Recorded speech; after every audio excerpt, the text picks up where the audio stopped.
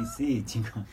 Muy bien, querido Richard Esta tertulia, no, ya estamos porque en el si aire, no, Lili. claro, nos quedaríamos, se nos va el programa como siempre y nosotros pasando la bárbaro Sí, acá. Lo que pasa... Igual vos tenés una voz potente. Me está preguntando Lila dónde habla. No, todo, sí, quédate tranquilo que va a salir bárbaro. ¿Qué pasa cuando vienen los invitados de Richard? Es siempre un placer, un lujazo tan grande que nos empezamos a hablar y más allá de las señas que hace Martín, vamos al aire, seguimos. Me refiero a ella, a Lila Siegrist, que ya te voy a preguntar, ¿es Siegrist o Sigrist? Es Sigrist. Sigrist, ahí va, Lila Siegrist. Lila Siegrist es, para quien no la conoce todavía, es una figura emblemática de la ciudad de Rosario, porque hace de todo. Yo, por ejemplo, me acabo de enterar que además sos poeta. Sí. Mirá, Sí. poeta, editora, gestora cultural, Sí. docente de la UNR. Sí. Tuviste tu paso Y también... arengadora. Sí. Arengadora. Bueno, ahí barra vamos a ir. brava, barra brava. Lila, no, le contamos a Lila de que está filmando y sale en vivo. Por las dudas, si me haces algunos gestitos de que Lucila no está en sus cabales y eso, se va a ver, digamos. Bien, gracias por avisar. Está todo, claro. Claro, vos decías que hace esta loca con el celular en la mano. No, las cosas que decías de mí. No, está saliendo para 3 millones de personas, Wow. no es nada. Vamos con el encomillado, que me Sí. interesó muchísimo. El encomillado, ¿por qué lo digo? Porque te definís a vos misma como agitadora cultural, Ujú. como perturbadora de salón. Sí. Y a mí cuando una persona se menciona así, con esos epítetos, Sí. ya me encanta. Sí, perturbada de salón. Perturbada. Sí, es como... Pensé que querías al borde- perturbar a los salones. También. Pero al borde de la torpeza y nunca perdiendo los modales ahí. Ay, Sí, me encanta. sí, ahí. Bueno, lo que decíamos hace un momentito, el ser libriano tuyo también te debe Viene tener que por ver ahí, con Lu, eso. seguro. Claro que sí. Y has tenido un paso también por la cuestión del accionar público, porque hasta hace poquito, Ahora un mes. ahí va, has sido subsecretaria de Industrias Culturales y Creativas en la Secretaría de Cultura de acá de Rosario. Exactamente. Después nos dirás, si querés o no, contarnos por qué diste un paso al costado. Supongo que porque no debes poder estar abarcando todo lo que haces, ¿no? Sí, bueno, es un poco más complejo, pero también hay ciclos y hay procesos de aprendizaje que en un momento se agotan, pero lo cierto es que el paso por la función pública requiere de un compromiso y una responsabilidad enorme que a mí realmente me transformó casi al punto, yo lo comparo al punto de ser madre, digamos. Son esas instancias en la vida que puede compararse con situaciones vitales súper trascendentes y requieren de una entrega comunitaria notable, de muchísimo compromiso y también de aprendizaje. Y la administración pública es una gran herramienta de transformación, así que yo estoy pletórica de mi paso por ahí, pletórica por el aprendizaje, por haber incorporado nuevas voces a la administración pública y a la gestión. Lo cierto es que el trabajo en política es muy interesante, lo recomiendo, lo súper recomiendo, sí. Qué bueno, Lila, qué bueno. Sí, aparte que hace crecer, seguro. Sí, Total. Muchísimo, Y sí. Sí, en realidad uno cuando no trabaja en la gestión pública o en la administración pública ve el 50% del mundo.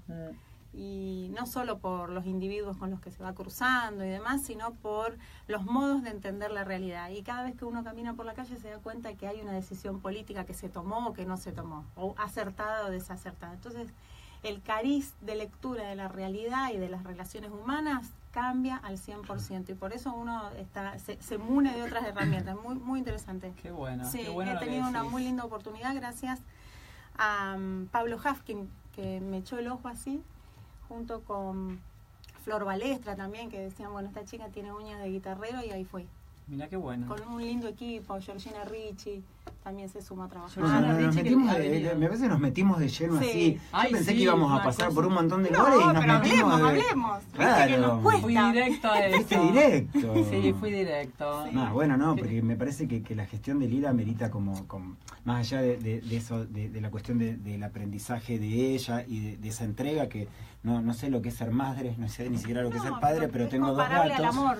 Comparable al amor. Y sé la responsabilidad que tiene eso, cuando uno se involucra ahí desde el lugar que vos te involucraste, porque me parece que Lila, la gestión no le pasó por cualquier lado, me parece que fue al meollo de lo que es su vida. Vos sos una mina que estás perdón, una mujer, una No, señora, no, pero y yo me soy, encanta, la Mina. quiero mucho y La tengo palabra como mina una está relación así muy... buenísima la muy palabra mina, porque hay arrabal también. Muy claro, me y parece no la que bancamos. es eso, ella anda siempre con entre los dientes, tiene la cuchilla como para hacerle frente a la realidad. Y me parece que el puesto de esta Lila le venía como anillo al dedo, o nos venía a nosotros, los que todos los jueves venimos acá y pasamos y tratamos de promocionar el arte y tratamos de que realmente la cuestión cultural en la ciudad crezca. Lila nos venía como anillo al dedo. La verdad nos hemos sentido siempre muy representados, muy queridos, muy escuchados, y no por una cuestión de un formalismo o de un deber ser político, sino me parece que al contrario, ella fue llamada por Pablo al lugar que ya tenía. Claro. Sino que potenciar y darle herramientas para que ella todas las ganas las pueda materializar. Lo que pasa es que después, lamentablemente, y no sé si es el caso de Lila, pero lo digo en general, la cuestión política también empieza a encontrarse con las trabas propias de la burocracia que le debe pasar a todo el mundo que ocupa ese lugar. Pero para nosotros, y perdón, porque se lo quiero decir al público, ¿no? Que realmente nosotros estuvimos muy orgullosos de Lila en la Secretaría, nos sentimos escuchados cada uno desde su lugar. Ella colaboró en todo lo que pudo con galeristas, artistas, coleccionistas, y siempre trató de que esas patas se ensamblen para que esto funcione. Claro, entonces es como mi agradecimiento. Gracias, ay, qué bueno Richard, que lo hagas público. Muy emocionante lo que bueno, decís. es Lo verdad. agradezco mucho, creo que es una exageración, pero... No lo es, pero bueno. Pero en parte el planteo tiene que ver con no solo construir escenas, sino definirlas. Y la definición es como machear, como dicen los mexicanos, ¿viste? Hacer contacto para que haya una explosión y una chispa. Y a mí me parece que, bueno, que hay una frase de Juan Forn cuando ellos junto con Alan Pauls inventan el suplemento Radar, que para mí es un hito dentro del periodismo cultural de la Argentina. Dicen, alucinante, espectacular, y ellos dicen allá por fines de los 80, dicen, nosotros teníamos necesidad de contar cómo latía la ciudad, digamos, con el sesgo de la cultura.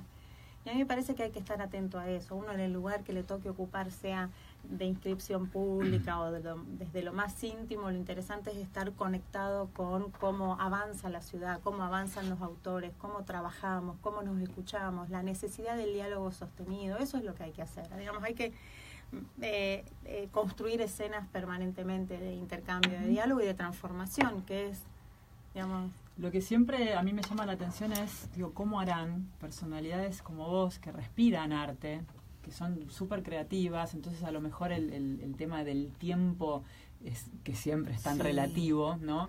Ustedes están como en otro mundo, yo respeto muchísimo a los artistas. Cuando ingresan a la gestión pública, más allá de la burocracia, bueno, de hecho, la burocracia te implica también otros tiempos. Entonces, me imagino, la figura que yo me hago en la cabeza es la de alguien que tiene que sí o sí poner un freno de mano a su propia... ansiedad pulsional. Sí, exacto, a su pulsión. Sí. Eso es lo que iba a decir. Debe ser muy difícil, ¿no? No, mira, también retomando lo que decía Richard y a caballo lo que planteas vos, Lu, es que la burocracia es hermosa y es una herramienta muy posibilitadora si uno identifica, yo me di cuenta rápido de eso, si uno identifica dónde están las claves, las llaves. Primero funcionan en falso y de golpe ¡truc! Se abre un universo de posibilidades porque requiere de la voluntad de mucha gente. Y entonces ahí está el que sabe administrar, el que sabe cómo debería funcionar algo de un modo que uno no conocía, digamos, es necesario en la administración pública trazar alianzas con desconocidos. Entonces ahí está el deal, y eso es hacer política. Entonces la burocracia uno cree que es un elefante dificilísimo de llevar adelante. No, ese elefante tiene mañas, cosquillas, hay que abrazarlo, a veces hay que pelearse, hay que fijar posición, porque hacer política también requiere de eso. Así que sí, te tengo que decir que durante estos 26 meses de trabajo en la administración pública sí hubo un parate en ciertas voluntades mías de investigación, de estar en la cosa nimia, en el regodeo por la lectura, eso se abandonó un poco. Y ahora volvés. Sí, ahora volvés. ya volví. En los cafés con nosotros. Sí. Era todo muy de mensajito de texto. Sí, había poco intercambio de fluidos.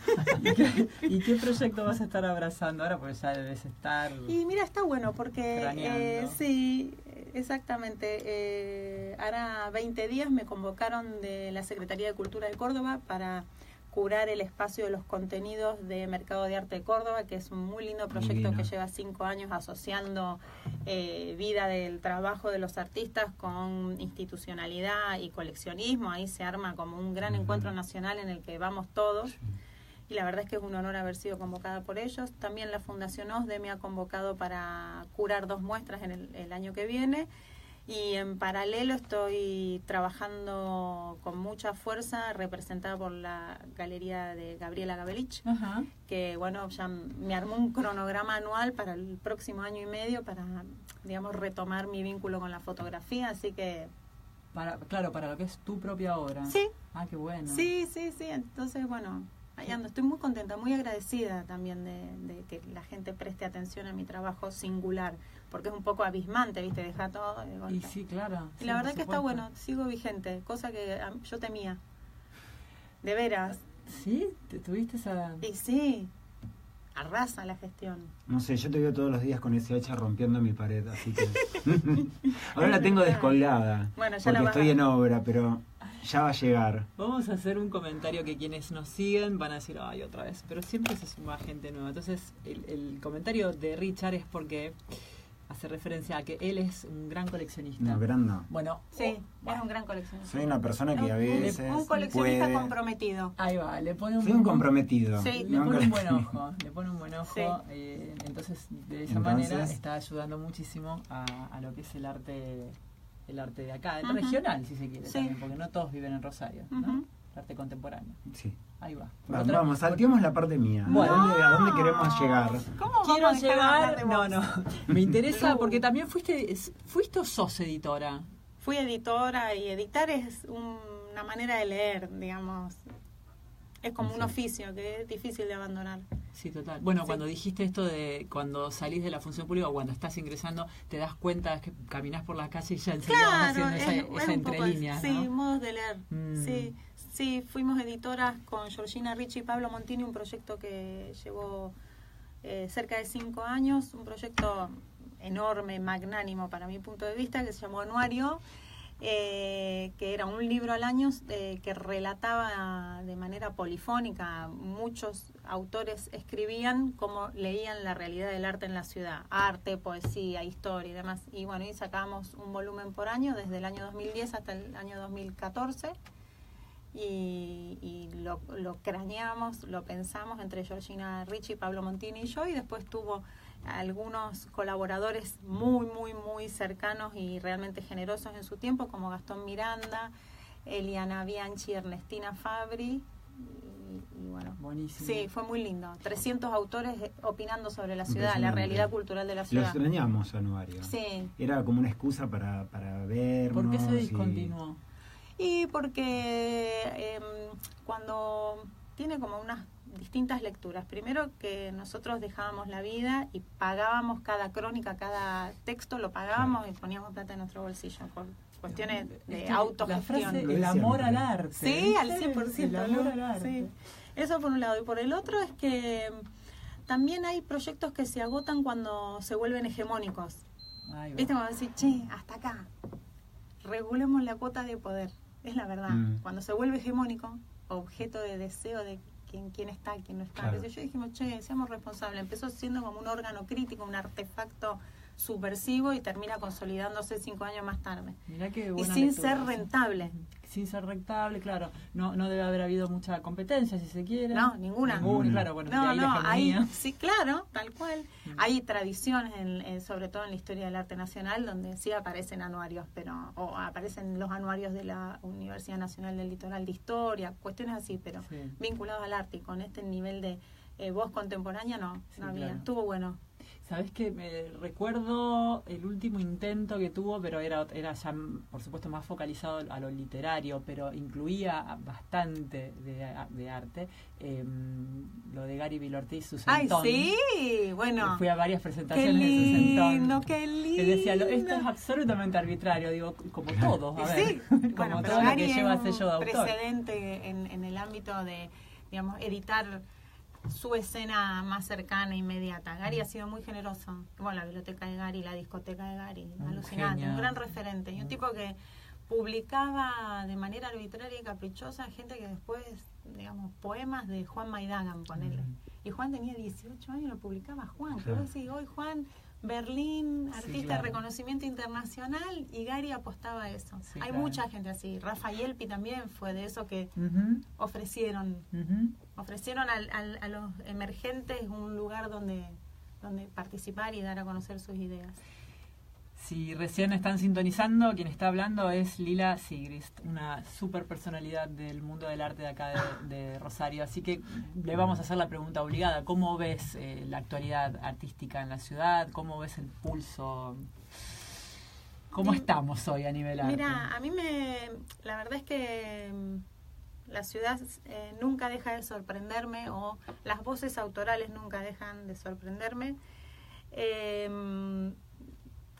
Percibo, sí, que deberían pensar los jóvenes, porque pienso mucho cómo era yo a los 20, 22 años, pensar los jóvenes de mostrar en lugares con más riesgo.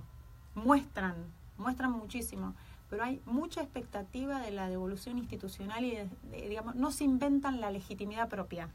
Buscan legitimidad en lo institucional. En el claustro. Claro, y a mí me parece que puede haber estrategias de autolegitimación con el solo hecho de pensar de manera subversiva, digamos. Creo que es como al revés. Hay que encontrar la legitimidad en lugares que no tengan el espaldarazo, que te den el espaldarazo, digamos, ¿no? Y eso es por la cultura del éxito. ¿Qué bueno, a mí me parece que justamente que hay que empezar a revisar eso. Después hay mucha gente talentosa que me alucina. Hay mucha gente que produce arte y que sobre todo hay niveles de nuevos lenguajes. La semana pasada estuvo acá Cristian Alarcón, que es el que inventó Anfibia. Y Cristian me decía, Lila, lo interesante está más allá de las fronteras del lenguaje. Y eso en artes visuales, en el arte contemporáneo, pasa hace 100 años con Duchamp. Bueno, creo que hay que revisar esos referentes hoy en la ciudad. Hay que poder revisar esos referentes. Hay que irse, hay que alejarse de las superficies planas hay que entrar en el quilombo. Creo que los jóvenes deberían entrar en el quilombo. Si es que de escena hablamos, hay como un quilombo. discurso medio histérico. Por un lado, digamos, esta cosa combativa, por el otro lado también el miedo a la no pertenencia. Bueno. Entonces en ese entre, eso es lo peor, ese entre en que quiero pero no, es un discurso un poco histérico de la juventud en general. Sí. Pero me parece que en eso también tenemos que colaborar nosotros. Sí, hay que trabajar en eso. Claro, trabajar en eso. Ahora entiendo por qué se autodefine agitadora cultural, Lila. Sí.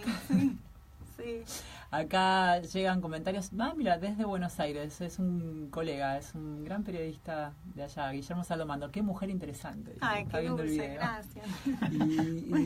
Es un modo de buscar novio, salir al éter. La voz en el éter. Y encontrarlo. Y sos una divina, así que bueno, te va a costar. Romy Casile manda caritas, bueno, nos están viendo. Bueno, toda la gente que pasó por acá también, amigos. Sí, claro. Claramente.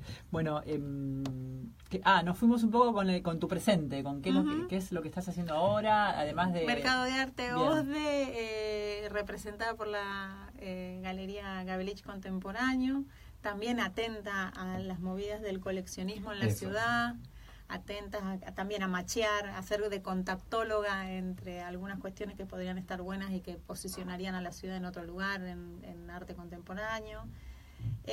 Después, en alguna investigación, en realidad, los modos de producir cultura, algunas lecturas vinculadas a los productores culturales, a la no precarización laboral de los productores culturales. Estoy generando una ponencia para presentar en la Universidad de Barcelona relacionada con eso, investigando eso. A ver, vos si tenés ganas de contestarnos esto, que siempre lo charlamos con Richard. Para la gente que puede acceder a comprar arte, para muchos pasó de moda, ya no está de moda comprar arte. Sí está de moda comprar electrodomésticos, cambiarlos cada 6 meses, está de moda comprar objetos, pero no arte. Nos referimos a ese nicho divino de gente que puede hacerlo, que a lo mejor sus abuelos, sus bisabuelos, si ya el dinero venía desde ahí, lo hacían. Qué lindo dato. Y ahora ya no. ¿Por qué? ¿Por qué? Mira, yo no sé si por qué, te interrumpo, perdón, ¿no? No sé si por qué, pero sí, y estoy al 100% de acuerdo con vos, es que acceder es un dato, pero también comprar arte implica una tradición. Esa tradición se ha discontinuado, sobre todo, si podríamos decir, la oligarquía o los sectores altos, medios altos. Se ha discontinuado como signo de distinción. Hoy los signos de distinción están ubicados en el electrodoméstico, el auto. Bueno, yo no objeto que la gente se quiera comprar un auto mejor del que tiene, pero lo cierto es que si uno revisa la tradición de la oligarquía, la pseudo-oligarquía rosarina, sí, los abuelos, los bisabuelos tenían un fader colgado en el estar de su casa y tal vez los nietos lo vendieron, yo tengo un cuento sobre eso, lo vendieron para hacer cualquier otra cosa, empeñaron el fader para irse de joda. No es tan falaz esta figura retórica, es ciertamente real. Y a mí me parece que esta discontinuidad en la tradición del coleccionismo, que estamos hablando de coleccionismo doméstico, no claro, colecciones de las privadas. De la coleccionistas de los 60, 70, claro, que por ahí no era la oligarquía, pero era como una clase media profesional, y tampoco, eso también tuvo como llegó a su fin. Sí, se discontinúa. A mí me parece que a mí me encantaría hacer una escuela de coleccionistas, es decir, muchachos, fíjense, pueden tener en el living de su casa, hablando de coleccionismo doméstico, no hablando de colecciones privadas tal cual, bueno, que es lo que hablamos básicamente siempre a lo institucional, claro. ¿No? Del caso de Juan B, que el tipo tenía tal colección y la familia ha sido tan generosa y Rosa Tiscorni ha sido tan sensata con la voluntad de su hijo que hace un museo. Digamos, hay 4 ejemplos en la ciudad de que el altruismo de algunas familias permitió que existan hoy instituciones culturales centenarias, el museo, la Biblioteca Argentina, el Teatro del Círculo, la Fundación Astengo, etcétera. Hoy es muy difícil de pensar una situación parecida y lo cierto es que no hay un marco normativo que promueva que algunas personas con cierto poder adquisitivo puedan invertir en arte o invertir en instituciones culturales. Estamos un poquito atrás en esto. Tal cual. Y sí, habrá que pensarlo. Habrá que pensarlo. Recién hablábamos de los artistas, de cómo de cómo percibís a los jóvenes, sobre todo. Rosario tiene una tradición de somos llamados cunas de artistas. Sí. ¿Esto por qué es? Es una pregunta que cada tanto sobre todo cuando me tocó cubrir desde Buenos Aires a todos los artistas que estaban viviendo allá. Sí. Siempre les preguntaba esto. ¿Para vos por qué Rosario es cuna de artistas? Vos no sabés, Lila, la cantidad de respuestas distintas que han habido. Algunos dicen que era por el río. Bueno, para mí tiene que ver con el paisaje. A ver. Fontana Rosa dice que como no había nada para hacer más que ir a la cancha, ir a pescar al río, el tiempo del invierno, de qué sé yo, él se ponía a dibujar. A mí me parece que es un poco reduccionista, pero tiene que ver con eso, tiene que ver con el paisaje, tiene que ver también con la tradición de esta de la que estamos hablando, tiene que ver con, sí, políticas públicas que han promovido el trabajo de los artistas de un modo u otro, lo han hecho, hemos estado a la vanguardia desde la década del 80, pero también en los 60, de la promoción de los artistas más allá de los límites circunvalares. Hay creo que 8 casos de artistas rosarinos que han participado de la Bienal Internacional de Venecia, digamos, que van desde Dolores Cini, Graciela Sacco, Berni ganan la Bienal de Venecia con una investigación y una innovación en las silografías enormes de gran formato. En el año 68 la colección entera de Juanito Laguna, la serie entera de Juanito Laguna, que es colección del Castañino. hay una tradición y uno revisa la tradición y hay también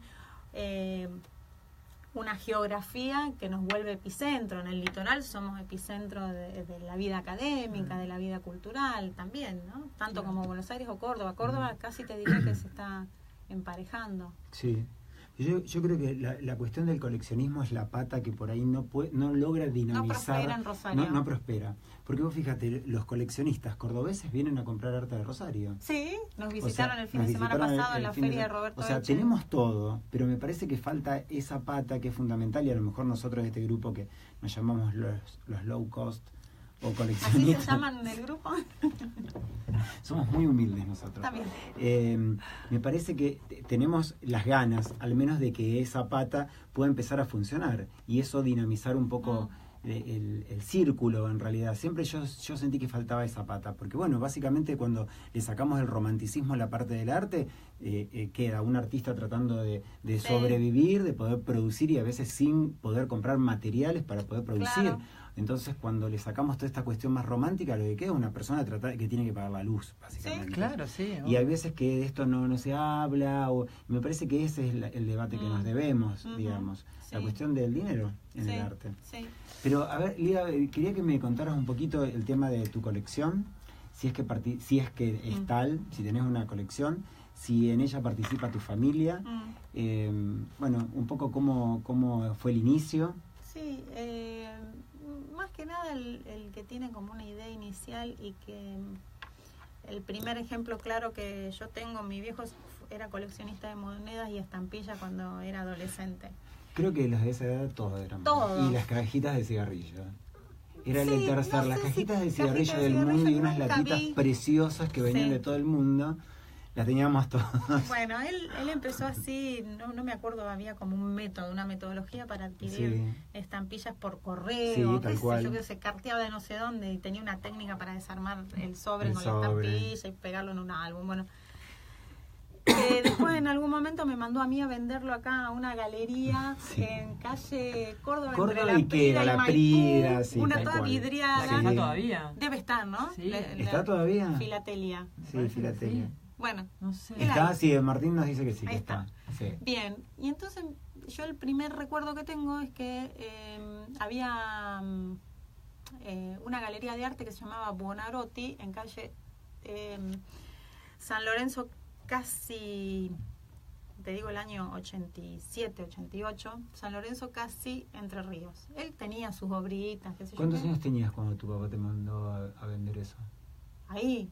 Vos ibas al ¿Cuándo? cole. ¿A qué colegio fuiste? Pero que En era la una primaria la niña. Roquesa Peña y la secundaria la Alemán. Sí, el centro, uno caminaba el Pero por centro a los eso 11 que años. a 10. esa edad. Sí, O me sea, mandó, ya sí, te andá, involucró. canjeá esto. Sí, yo agarré, hice la transacción porque el tipo ya había hablado por teléfono, qué sé yo, andaba a buscar, entregar esto, te van a dar plata. Bueno, yo agarré, hice así. Y en el año 87, 88, esta galería Buonarroti quiere hacer un salón de pintura contemporánea.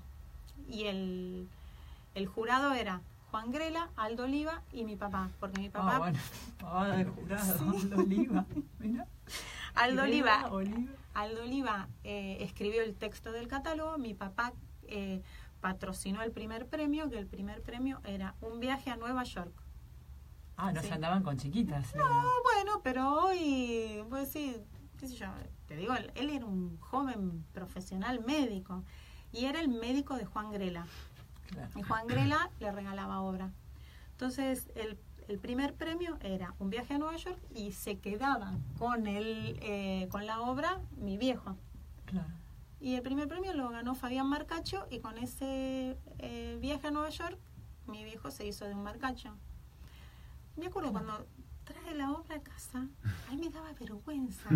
¿Por qué? Y porque era re impúdica. Se llama Franz Marc en las trincheras del Verdún. Hoy la miro y no tiene nada de impudicia, no es porno, no es nada.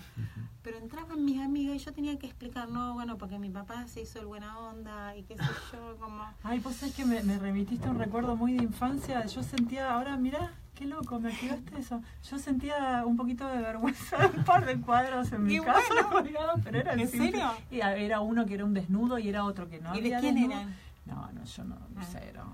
Cero. Los tiene mamá, obviamente. ¿En serio? Son dos obras que originales. Mamá conserva, se va a ir mudando 30 veces, pero y tiene están eso. ahí. Sí, Ay, sí, qué lindo. Y otro no era un desnudo, pero a mí lo mismo me generaba como un pudor, una cosa. Claro. Bueno, y entonces... Nada, y ahí se inicia una experiencia vital. O sea que fue la primera obra de tu padre, digamos. La primera que él decide tener. Porque él con Grela tenía un vínculo, claro. con Fontana Rosa tenía otro vínculo, era el médico de esa gente.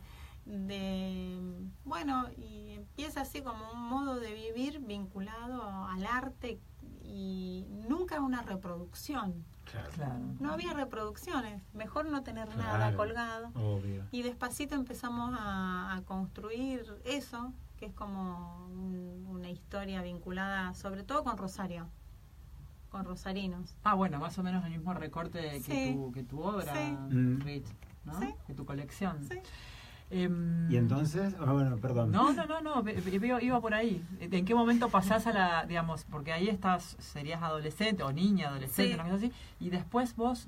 Y bueno, yo la primera que compré una obra, era muy joven, a Flor Balestra. Flor Balestra fue muy generosa con nosotros, hay que decirlo, y a Pali Montini le publicó un texto que se llamaba Mercado Inexistente del Arte, MIDA, en el año 2001, por ahí. Y yo un día entro en la galería de Flor, cuando ella tenía el entrepiso, que creo que lo curaba Comba, me parece.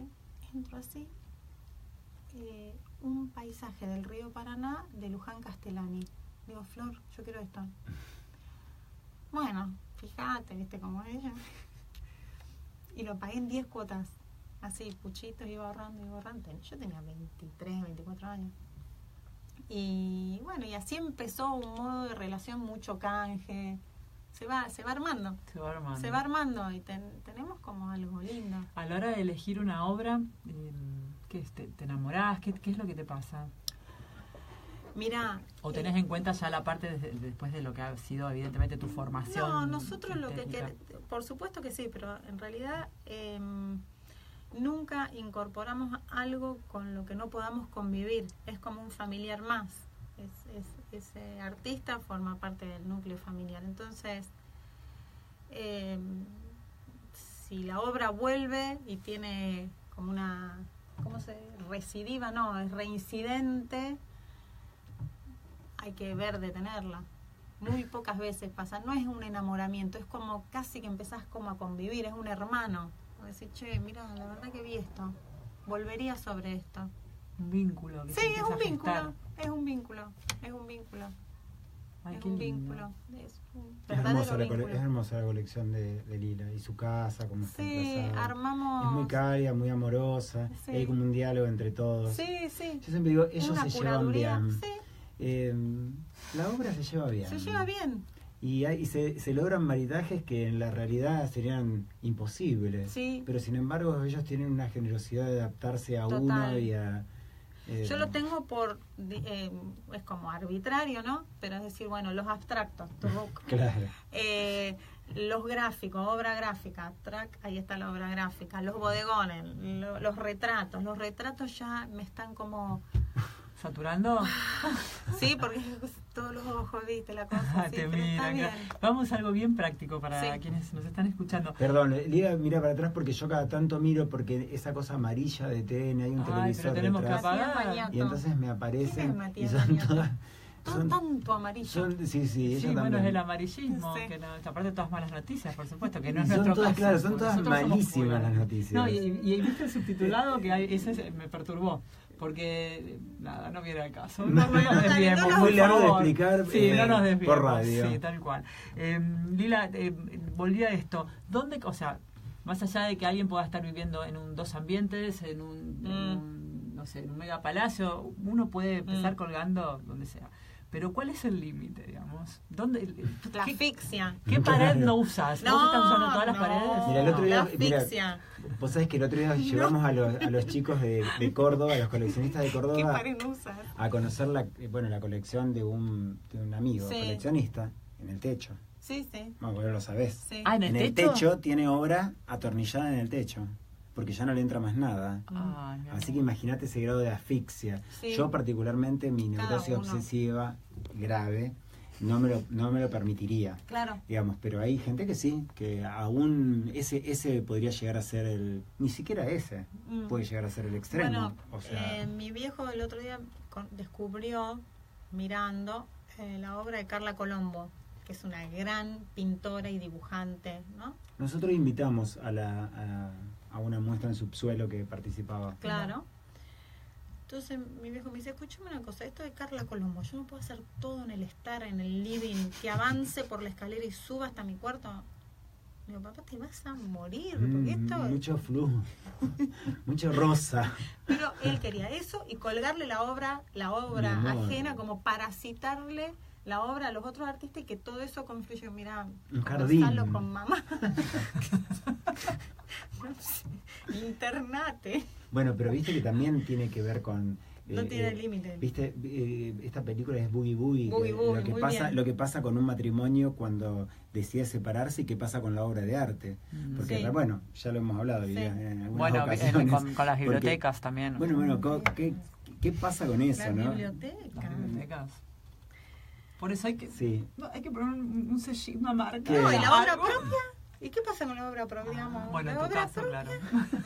Un día Es yo un me bien- encontré es una un bien obra propia, ganancial. dentro de una bañera. Yo llegué y dije, no, rescato la obra de la bañera. No, pero está sin uso la bañera, es una foto dentro de una bañera Pero no eso, va. pero eso es que un tercero, digamos.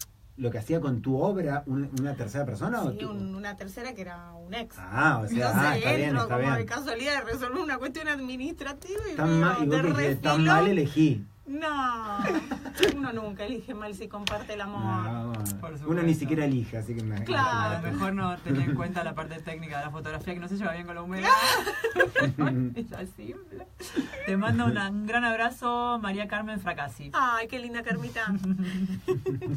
Ay, Lila, qué placer hablar Qué con bueno, vos. Qué bueno que te igualmente. hayas hecho un Me hacen tiempito poner para colorada. venir. Vos sabés que Tanta yo a cosa. Lila, a mí me costaba mucho imitarla a Lila, porque sé de sus tiempos, ¿no? Nunca, pero nunca. ahora no. Ah, bueno, pero por eso. Yo nunca quiero molestarla. Siempre que le mando un mensaje, se lo mando con un montón. Disculpame, Lila, sí, No. te molesto, da. Bueno, entonces también tengo amigos que, por ejemplo, Román, que nos Sí. debe estar escuchando, Román todavía nunca lo invité, Pero pero, lo no adoramos a es. Román. Pero no es por. Es todo lo contrario, que hay veces que me parece que hay personas que están tan comprometidas con tantas cosas que por ahí me pone como en esa situación. Mi artista favorito. Sí, bueno, ya, si me está escuchando, hablé hasta hace 2 minutos antes de entrar, va a tener que venir. Viste que a él no Bueno, le no gusta. sé, resolvelo con él. No digas va a tener que venir. No, va a tener que venir. El jueves que viene Diego Obligado. Ay, qué bien, Diego. Sí, viene Qué Dieguito, bien. y seguramente con Leandro. Muy linda y- la muestra de Mariana de Matei en Diego Obligado. Sí, Marianita también va a pasar.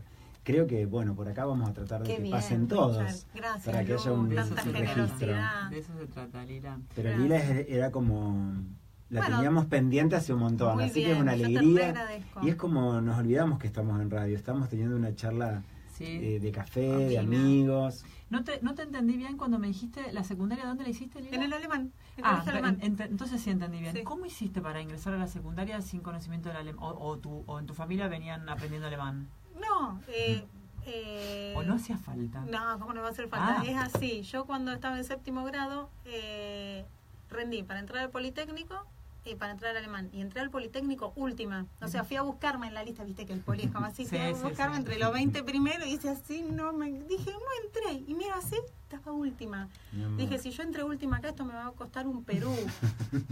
Te juro. Claro. Igual Muy hubiera buena estado lectura. Y sí, pero Sí. yo tenía, a veces te mandan solo a ver eso. Hoy uno va, lleva a los chicos, los busca. No, Ah, fui no me hables, sí. así, última, dije, no, esto me va a costar un Perú. Entonces, ya había rendido en alemán entré más o menos bien, y mi viejo me dijo, anda, que está bueno que aprendas otro idioma. Bueno, y entré en el nivel de alemán básico, Ah, bueno. pero no hablo alemán, ¿eh? Ah, ok. ¿Y después tuviste tu paso por la universidad? Sí, hice un añito de arquitectura, hice 2 años de bellas artes y fui mamá. Y entré así como en un tren familiar alucinante y bueno, después hice como talleres con Gumier Mayer en Buenos Aires, venía a Rosario, fui al taller de Grela también de jovencita, fui al taller de Mimi Escandel desde muy chica, a los 7 años, tuve 14 años estudiando con Mimi Escandel, que Mimi Escandel tenía un cartel en el taller que decía, el que termina primero pierde. Entonces, Vos ahí te Mira. das cuenta, viste que los chicos terminan rápido. Sí, Bueno, claramente, muy lindo. ¿Y cómo es la relación de tus hijos con el mundo del arte? ¿Vos tratás de llevarlo, los respetás? ¿Cómo es ese Yo tema? traté. Sí. Me di cuenta que para ellos es un embole, Un porque embole. es un embole la inauguración. A ellos les gusta mucho ir a ver arte. Bueno, O sea, vos tampoco sos muy de la inauguración. ¿No? No. Bueno, Sos como muy fugaz. sí, Sí. sí, tengo eso. ¿Qué querés que Está te diga? bien. Sí. Pero sí eligen obra. Ponele, Juana sigue mucho la obra de Paulín Fondevila. Mira. Y Rosendo sigue la obra del Negro Fontana Rosa y del Pibe Efervescente. A él es Ah, como me que encanta. eligen así. Mirá qué bueno. Y sí tenemos que estar de acuerdo todos en qué convive con nosotros. Ah, bueno. Sí, Está bien. sí. Ay, De hecho, uf. mamá, esto no. Pero, y entramos ahí en un acuerdo, un desacuerdo, qué sé yo, y si ellos se terminan posicionando ¿Qué edades tienen tus hijos? 15 y 17. Me encanta. Y divina. Muy No sabes bueno. lo que es la hija de Lila. Bueno, Belleza. Creo que la conozco, sí, sí. sí, amiga de Claro que De otra sí. belleza. De otras Y bellezas. bueno, Bueno, con esas Lila, madres. Lila Sigrid, un gustazo Gracias, Lu, haberte gracias. recibido, en serio, y Richard, a vos como siempre, gracias también por a Todos ellos que anfitriones vienen y a totales. vos que nos abrís tus Sos una, puertas. una Mil mega gracias. anfitriona. No, por Gracias. favor. Lu. Bueno, vamos al último brevísimo corte, ya estamos de regreso con dos también, y dos invitados que ya estoy Ah, viendo atrás del podríamos video haber y estado- ya regresamos. Y Ya sí. regresamos. ¿Me escuchás?